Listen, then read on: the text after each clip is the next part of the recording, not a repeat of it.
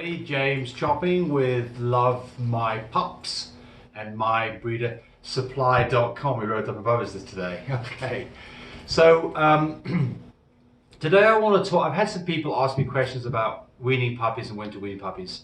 So I just want to have a general conversation about puppies from the point that you've gone to whelp to the point that puppies are going to be weaned from mum and the environment they're in, because I think this is all kind of relevant information. So the first thing is you've just had puppies. So in our case with Frenchies, almost always they've been C-sectioned. And so mum's groggy, you brought her home from a C-section, she's not seen her puppies yet. So she's about to see her puppies for the first time. New mums never had puppies before, a little bit lost as to what's going on a lot of times. I mean, they've got natural instincts that are going to kick in, but they've just woken up. No doubt they've got an incision on their stomach, they're feeling groggy, they're like, what the heck is going on? Then all of a sudden you start piling puppies in there. I can see that this can be pretty confusing for dogs. So you want to make sure that this first introduction goes well, because it's, you don't want the dog doing something bad like nipping or biting on a dog. You don't want her pushing dog out the way, puppies out of the way and squishing them. I think that this initial introduction is you want to get it as best as you can to get things going well quickly. So what we do is this: we use a wire crate, and we always use our whelping heater system. We think this thing is wonderful, and if you haven't seen it, you should go check it out. It's absolutely a novel way to do this, but the whelping environment here is important. So I've got some people who use paddling pools and play pools, these round pools. I don't like that solution. I don't like a solution myself where the dog can get out of the environment with the puppies. I like to close my girl up with her puppies. I like to put a blanket over the whole thing, make sure that I've got it nice and warm but not too warm for her, in an environment that's quiet. We don't have people and kids coming in all the time checking on the puppies, especially for the first 24, 48 hours. Don't want to freak her out. So for us, we leave our babies, after we've done the initial introduction, they are left with their mum 24/7 all the time. I see people who take over the role of being the mother. We don't do that. We think that the mother, that's her job, and we want her to do that. And unless there's something goes wrong, that's what we do every time. So we bring our puppies home. Russ, can you hand me an incubator? We bring our puppies home from the C-section, which for us, we travel an hour and a half away because we can save $1,000 on a C-section, in one of our incubators. The puppies are in here. The puppies physically are inside this thing, nice and warm and cuddly and happy as clams. Mum's come home, she's a bit groggy. We get her inside the crate, and we get her in there for maybe 10, 15, 20 minutes where she's kind of comfortable and not acting like she's distressed. We might give her a little water, not much, because after she had a C-section, you don't want her puking it up. We don't give her any food at this point because we want to wait definitely till she's come around for anesthesia before we introduce any food. But then here come the puppies. So we take the first puppy, and I take a puppy in my hand, like this. And I take the puppy that's the least desirable puppy that I've got, the one that's got 3 heads and 6 legs and 2 tails. The one that I think is the least desirable of the puppies is the one I'm going to introduce first, because if something goes wrong, I want it to, I don't want it to go wrong with my most beautiful puppy. I've never had it go wrong, but I'm just cautious. I'm that kind of a person. So I cut my hands around, so I've just got that puppy's butt showing there. And I will stick that butt up around her face, and she'll sniff on it. And if she starts licking on it, that is a great sign. If she doesn't want any part to do with it, then you're going to have to take your time. But most of the time, she'll start licking on that puppy, and she will realize that that's one of her, and she'll be happy to, to say hi to the puppy. That's great. If that happens, I'll open my hands up, and now she can start sniffing on that puppy and licking all over that puppy. And if she does that, perfect. Then the next thing I'll do is I'll take that puppy, and I'll have her laying on her side, and I'll put that puppy down on the nipple and see if I can get that puppy to nurse. And so I'll worry with that puppy for the first 5 minutes and see if I can get her to lay down and accept that puppy to be nursing. If she wants to lick on the puppy and stand up and check the puppy out, sure, let her do that. As long as she's being nice to the puppy, and that's almost always what happens, then let's let her get on with it. But basically, I want to get to the point where she's laying down and that puppy is nursing on a nipple. Here comes the next puppy out of the incubator, pick the next puppy up, introduce that to her. And if she accepts those first couple of puppies, you've got a great start to everything. So you're going to get to the point here, probably within 10 minutes, where you've got the whole litter nursing on mum, and all is great with the world. So you want to get to that point. If she is not behaving very well, then I stay with her, and I will do a little reprimanding. If she starts to act a little bit shitty towards a puppy, I give her a smack on the nose. I mean, I know there's people aren't going to agree with this, but I do positive reinforcement. I love on her, I stroke her, give her kisses, tell her that she's a wonderful dog, speak to her in a nice soft voice, and do all the things you normally do with a dog that's doing a good job. If she's doing the opposite, give her a little smack. That's what I do. Again, I'm going to get some comments on this where people say don't do that, but that's what we do, and we've found that that's very successful. Our dogs know us. Our dogs love us. We love our dogs. They want to please us. That's what dogs are great about. They are just, Frenchies in particular, give unconditional love, and they want to be loved by you, and they want to be praised, and so this is a great time to reinforce those particular things they're doing right. All right, so now puppies are doing great. So let's just talk about very quickly about things that you should be doing. So, by the way, unabashed plug here for our puppy kit. So this kit's a $99 kit. I recommend that you have this stuff. If you haven't got it, maybe you get our kit.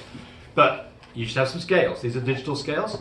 When they come home, identify all your puppies, weigh all your puppies. You need to know that puppies are gaining every day. The first 24 hours, puppies will lose about half an ounce. After that, they'll gain about half an ounce or more every day.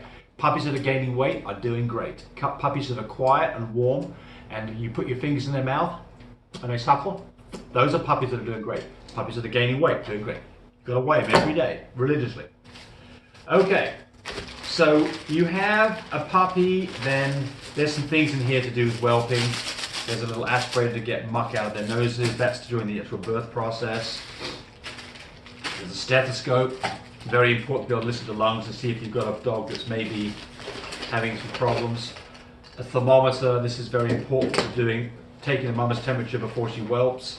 Then there's some things to do with physically tying off umbilical cords, putting clamps on umbilical cords, cutting umbilical cords. Talk about that in a second. Sterilizing umbilical cords with iodine and wipes. Okay, let's talk about these things here. So, puppies that are having problems weaning. So you've got this runs into three categories. Mum does not want them to wean. So that one, you've just got to start working with her to let her know that they're her puppies, that you're not the mother that she is. If she's not coming around, get her outside on a rug in the living room and put her in an environment that she's used to with the TV on, lay down on the floor with her and lay down with the puppies and work on that for a few hours and get puppies on nipples nursing and get her to accept that. And if she rolls over, roll her back over and just kind of be firm with her. So another thing that can happen is that mum's milk's not coming. So this I supplement if mum's a bit slow on the milk, and this can sometimes be 12 hours a day, 2 days before milk's really come in. You've got to supplement. So I think this is a great product. You can buy this, I'm sure, at your Walmarts in a, you may not be able to buy the powdered form. I like the powdered form because it's so easy to use. But I've got a whole video on feeding puppies. But basically, you should have a regular 0 to 3 month old with a silicone nipple. Is a great thing. It looks huge, but it's great for puppies. Make up some powdered milk with warm water. You're ready to go. Start playing around with the puppies. It's a great thing for little kids to do. I've got a whole thing on nursing puppies. Be careful you don't flood them. This is a great way to go. If you've got a big problem where mum's milk's not coming in at all, then I'm not going to open this up to sterilize, but a feeding tube and a syringe. And I've got a whole thing on how to feed puppies with a feeding tube. You can feed a litter of puppies in literally a couple of minutes. This is a very, very safe way of making sure that puppies are getting the nourishment they need without getting milk into their lungs. This is a great solution. If puppies have been nursing, but all of a sudden it's a week into this and mum's not liking the nursing, their nails may be long.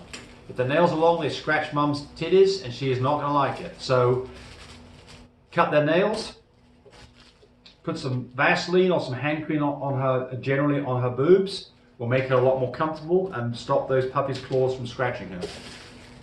Cut the nails. All right, so this is the weaning part. When do you wean your puppies? So we leave our puppies with mum for the first, Russ, can I get you to do that for me? For the first, certainly 4 weeks of their life, something like that. Just get that video going. First 4 weeks of their life. So we leave mum with puppies as long as she will be happy to be with her puppies. There'll be a point where she doesn't want to be with them anymore. And that's the point that you should have started weaning already. So when's the earliest that you can wean? Well, the moment that their puppies are getting little teeth is the point that you can start to wean them. So if we're going to get this done early because mum's not wanting to wean the puppies, then we use puppy mousse. We use Royal Canine puppy mousse. It comes in little tins. It looks like cat food.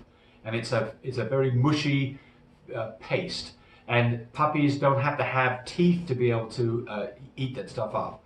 So you can't do that until they're a few weeks old, but certainly when they're 2.5, 3 weeks old, you could introduce them to that if you have to. Then once they get teeth, the next thing we do is we take dry puppy dog food, we mix it with hot water, we make a gruel out of it, so we get rid of all the lumps out of it, make a paste out of it. Then we'll take a 9-inch pie dish, put the food in that, take mum away, let all the puppies get into that. And the puppies won't know what's going on the first time you're doing it, so you'll take a puppy and push his head down into it a little bit so he gets some on his mouth. He or she will start licking it up. They'll get the taste for it. The next thing you know, all the puppies are piling in there and they're inside the pie dish and just getting after it. So we will leave them with that food until they've had enough. And when they've had enough, they'll get out of the pie dish and go collapse over underneath the pig barrel and go to sleep. We let mum in, mum gets to tidy up the rest of it. So the moment that you can start to get them eating solid food like that is the moment their poop is going to change. Mum's probably not going to start cleaning the poop up anymore, so you're on poop duty after this. So it's very important when this happens to keep the environment clean, because if you've got a lot of feces around, that's certainly not a good environment for puppies. So just kind of watch out for that a little bit. We migrate to a much bigger area. Actually, we use a 4-foot crate with a wire floor on it. So if the puppies poop, it goes through the crate down below to some trays with some newspaper or pee pads down below. And then we'll give them an area inside that crate where we want them to go pee and poop with a pee pad on it. They'll very quickly learn to pee in that area. And then we have play areas where they go outside, and after they're old enough to do that, of course, they're out of that environment completely. But wean your puppies when they've got teeth. Start weaning your puppies when they're maybe 3 to 4 weeks old, or if mum doesn't want to do any of this anymore, you may be forced to doing it earlier. We leave our girls, our mums, with their puppies till they're sometimes 8, 10 weeks old. They're happy to be with them. Sometimes they don't want no part of it. Sometimes if you feed mum in there and the puppies are getting into mum's food, mum can start growling at them. I pay really close attention to that because I don't want to have a puppy being bit. I haven't had that happen for many, many years. I have had it happen with a lab one time. I've not had it happen with Frenchies, but I just pay attention to it. And if I hear my girl growling at her puppies, she gets a smack on the nose. Don't want that behavior. Anyway, I think I've rambled on enough about this. Again, if you want some help with any of this, then www.lovemypups.com, LOVEMYPUPS.com, lovemypups.com. If you're interested in these products that we sell, then you can find those at mybreedersupply.com. And again, if we can help, don't hesitate to call us, and best of luck with your litters. And that's bye-bye.